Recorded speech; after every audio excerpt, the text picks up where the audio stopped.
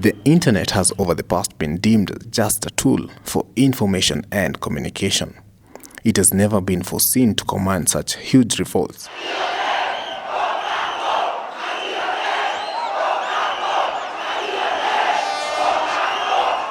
As was recently seen in the uprising of the digital revolution. Uhuru Kenyatta, 6,173,433. Say a candidate like ex-candidate had 192,000 followers on Twitter and Facebook. At any instance, that candidate gave out any piece of information to them. It reached out to 192,000 people, whether or not they are going to vote for them or not. So the impact is guaranteed.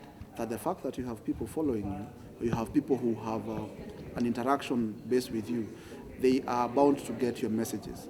So with regards to having your message being driven home in the intended way, then there is positive impact.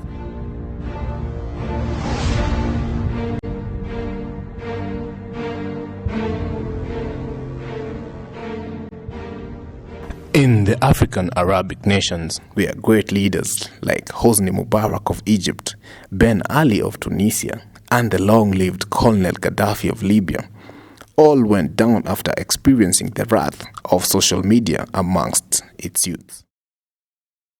So Kenya, I don't think we can go the way Egypt has gone, but still it is a very strong tool because it is really used by the youths in Kenya, and that's the majority. And they are always on social media, walking, sitting down, everything, they're just on social media. Yeah. But it is a tool that they'll use to change the face of the country. But what exactly is social media? Because if even presidential candidates go to extents of employing a team of professionals to manage their accounts, it goes to show that this device has a great impact and influence on the people who use it. It is one of the current trends that's being used in politics, because you find that it's very many people have access to social media, like Facebook, for example, or Twitter, very many accounts all over the country or in different locations. So people just easily log into the social media, and politicians create accounts that they can use to connect with the different constituents or countrymen or women. Well, conservatively put, social media is the integration of traditional media with technology. In this particular instance, technology being the internet and ICT. Bringing on board the internet platform to reach out to as many people as possible away from the traditional media, which encompasses radio, television, and newspapers. So away from that, there is social media hosted online in the internet, yes. It is evident now in politics for great leaders such as American President Barack Obama, who has a huge following on Twitter, with over 30 million followers on his Twitter handle alone, as compared to his arch-rival Mitt Romney, who has just over 1.5 million followers.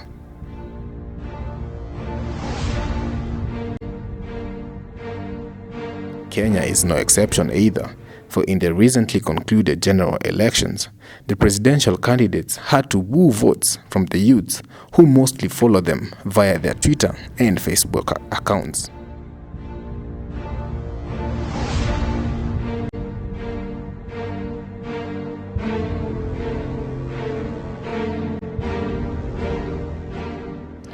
To make sure that I open my account every day to see what's there. We chat with friends on social media, and that's how I get my updates. I have to follow my favorite politician.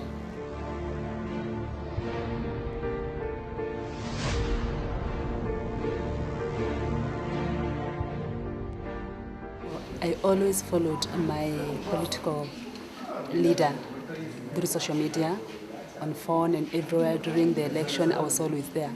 And I could not sleep before I could really feel that I'm satisfied on that particular.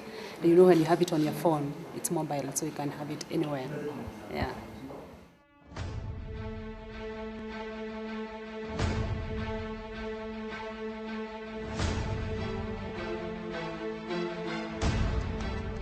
the times I've been following President Kenyatta and the former Prime Minister, Leonard. Yeah, I was doing so because as far as the politics were concerned, they seemed as the leading politicians, and the people in a way they were somehow divided in groups of those followers. It is a very effective social tool.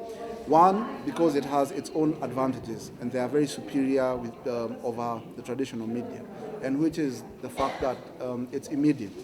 News breaks, you are able to relate to the people who follow you or the people who interact with you at that point. You want to reach out to send a message to people, at that point you can send it out without waiting for television to air it at 1 p.m. when they are airing news. So there's that time factor, which is a very huge advantage over traditional media. Secondly, you have a wider reach. It gives you a wider berth, as you can reach out to not just the people within your proximity, but you also reach out to people who are beyond your proximity. That you are here in Kenya, but you can be able to reach out to people who are in the US. Despite the different time zones, there is that advantage as well. Thirdly, you get to give your information without any restrictions. The only restrictions which are there are the ones governed by the laws of Kenya, that you do not spread hate speech and so on and so forth. So essentially, it is a very effective tool, communication tool, not just a political tool. It is a very effective communication tool, which has been effective for politicians who have been able to effectively take advantage of it. Okay, to campaign, like a politician, they can just create a page. Maybe, like one, they can create their personal page to indicate that this is, for example, maybe Michael Otieno wants to, an aspiring MP for maybe Westlands. He creates his own page, and then in the page he can highlight what he wants to do. Then he makes it open. He makes it open to anyone who wants to join, and make others invite their friends to join and their groups to join. That's one. They can also use another means whereby they create a group for maybe the constituency that they are thinking of vying for. Then they create a link for that constituency, and then they put their names there as the people who are in charge or the people who want to get elected in those places.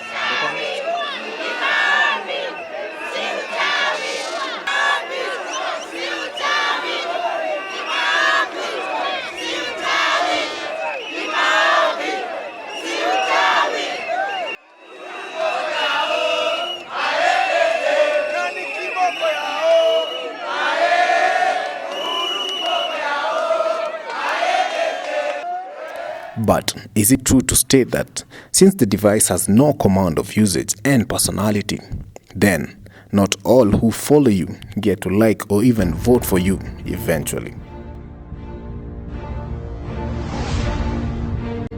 It's a very strong tool that can be used in a good way politically, or also in a bad way to destroy, because it's in social media seen that politicians can send bad messages because everyone can access the same social media that they can sell their manifestos and their plans for the people.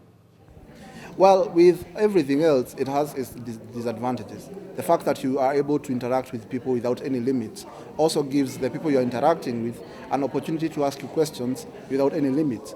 People can smear your campaign, people can smear your image, because you do not have the exact control to limit what they say. So people will go on to say whatever they want to say about you. It might not always be positive, but it may also be negative, and it may negatively impact on your image. So that is the main challenge that we faced amongst the other legislations that have been put over the past few weeks to regulate on hate speech, etc. But that is the main challenge we faced as a communication team working with politicians. How then can someone ensure that they influence or sway one to following them on these accounts, or even eventual voting for them? To campaign, like a politician, they can just create a page. Maybe like one, they can create their personal page to indicate that this is, for example, maybe Michael Otieno wants to an aspiring MP for maybe Westlands. He creates his own page, and then in the page he can highlight what he wants to do. Then he makes it open. He makes it open to anyone who wants to join. Well, social media, like I mentioned, it's an integration of traditional media and new media, and mostly new media based on the technology aspect of it. Therefore, advertising is available on social media. Advertising is one of the traditional forms of media where people used to reach out to as many people as possible. But you see, with social media, the advantage is you may choose to advertise, but you may choose not to advertise. But with advertising, you are able to reach out to more people than you could have reached without advertising. So there's that aspect of reaching out to more people through advertising, reaching out to more people through the content you broadcast or you give out to them. It could be photographs, it could be video, it could be audio links, and so on and so forth. It could be telling people where you are, by not exactly saying where you are. You could use a social media tool like Foursquare to say that I am at Nairobi Pentecostal Church on a Sunday, and you're the President-elect Uhuru Kenyatta. But one shouldn't be fooled by the number of people who follow you via these accounts, for it goes to show that people like Peter Kenneth, who only has 92,000 followers on his Twitter account, didn't get the 92,000 votes. And guys like Abdu Badida, who only has 150 followers on his Twitter account, had more than 1,000 votes when it came to the general election.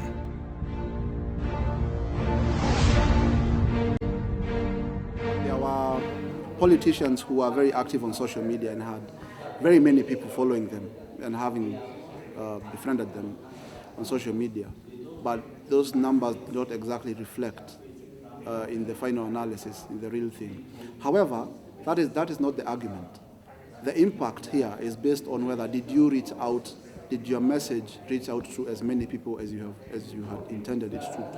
If, say, a candidate like ex-candidate had 192,000 followers on Twitter and Facebook, at any instance, that candidate gave out any piece of information to them. It reached out to 192,000 people, whether or not they are going to vote for them or not. So the impact is guaranteed. That the fact that you have people following you, you have people who have an interaction based with you, they are bound to get your messages. So with regards to having your message being driven home in the intended way, then there is positive impact. However, you cannot use that to gauge one's, to exactly gauge one's support in the grassroots.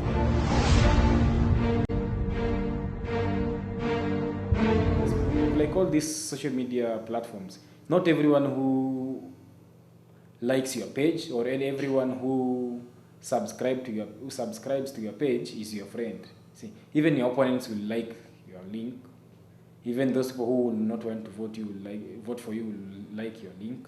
So it's just one of the means of trying to get votes or popularity as much as possible, but it's not a guarantee that on social media, when you advertise, you can get those who like your page will vote for you. So like in Kenya, politics are different, but in other nations, people who like maybe it might be the scenario might be different, whereby people who like your page might vote for you. In Kenya, that's not the case. People might like your page. It's in the same page like in social media for the politicians. If you go to a politician's page, you'll find people who write praises. You'll find people who write abuses. You'll find people who just criticize or who are just there to support a particular individual. So it's a tool that is not so reliable to politicians that they can use it as a campaign tool. It can give them some votes, but it won't guarantee them votes according to the number of likes.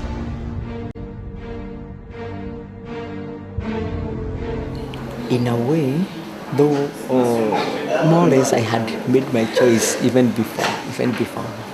Yeah, I like to follow up on Uhuru Kenyatta mostly, since he recently won the elections through a lot of controversy. So I like to find out what is latest in his current new government, the kind of appointments he's going to if he's going to include the 5.4 million something voters who voted for Raila. So you can see whether it's going to be a all-inclusive government or there's going to be a lot of bias between the winning sanctions and the losing ones. Kenyans, we do things in a different way. In line with social media, Kenya is one of the countries in the world that uses social media to the maximum, because anything that will happen is quickly goes around, becomes viral all over social media. And Kenyans, if you can see from the creativity of Kenyans, they can create anything out of nothing, just to make fun of politicians, to make fun of people, to make fun of daily events, or even to create like trends in case there's a problem in Kenya or there's something good in Kenya. Like the other time when CNN reported something bad about Kenya, social media was really used to attack them, and it really, within hours, even those who did not know about anything knew that certainly there was something that was wrong. In fact, I was following two, and this is because I wanted to see what they have, how many people follow them, and come up with a conclusion. And definitely my voting was determined by those two. Social media is here to stay. It's the future. In fact, it can only get better, not just in politics, but also in social marketing and advertising. It's the new frontier in journalism, with community journalism involved, and eyewitness journalism involved. It is the future of journalism. We are seeing a trend where people are moving from the traditional media to social media, to alternative and new media, and social media is one among the new media. So social media is here to stay, it's not going anywhere. Okay.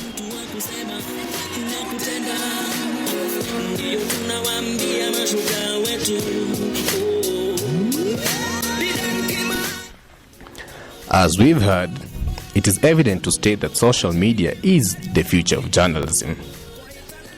Pertinently put, most politicians haven't just resorted to social media for votes, but to communicate to the youths and other age groups that get information via the internet.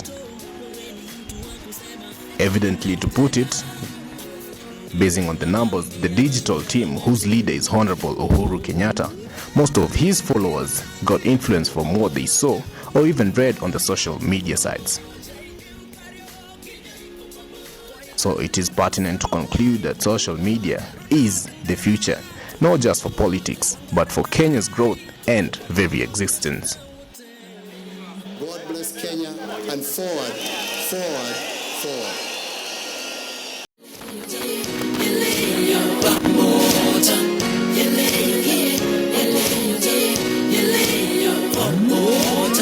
Moyoni mwangu kila wakati nalihisi ni jambo la kunisumbua na kunikasi.